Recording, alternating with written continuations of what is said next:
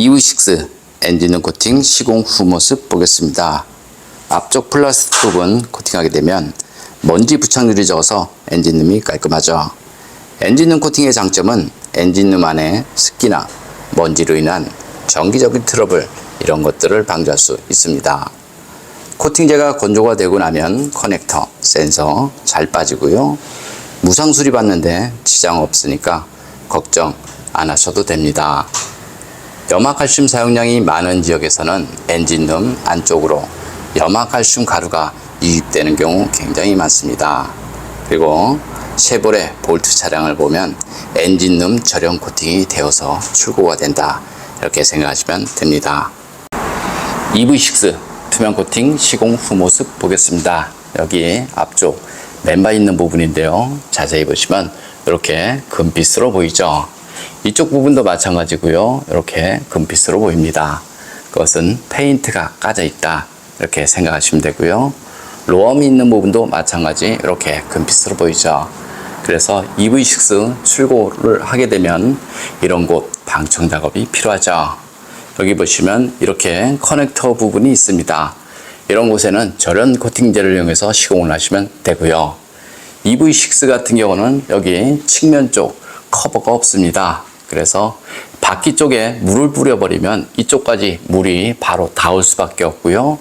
눈길 주행을 하게 되면 여기 안쪽 모두 염화칼슘으로 범벅이 되죠. 그래서 EV6 같은 경우는 염화칼슘이 묻어도 하부 세차를 하기가 상당히 어렵습니다. 하부 세차를 하게 되면 이 안쪽까지 흙물에 염화칼슘 잔뜩 들어가니까요. 이런 거 주의하시는 것이 좋습니다.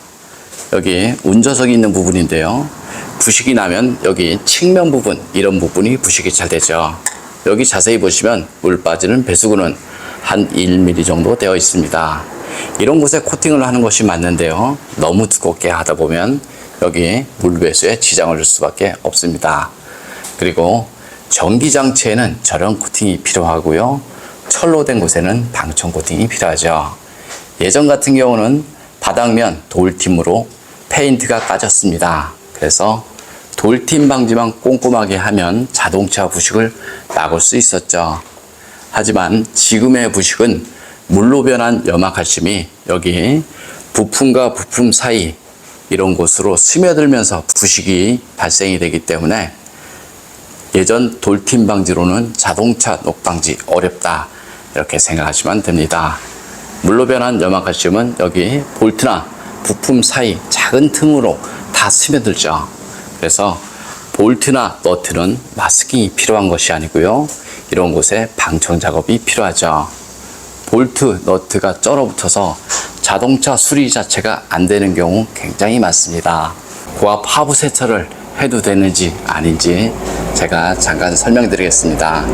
센터 가서 고압 세차 해도 되냐라고 물어보면요, 해도 되는데 이런 전기장치는 주의해서 하라, 이런 말을 하죠.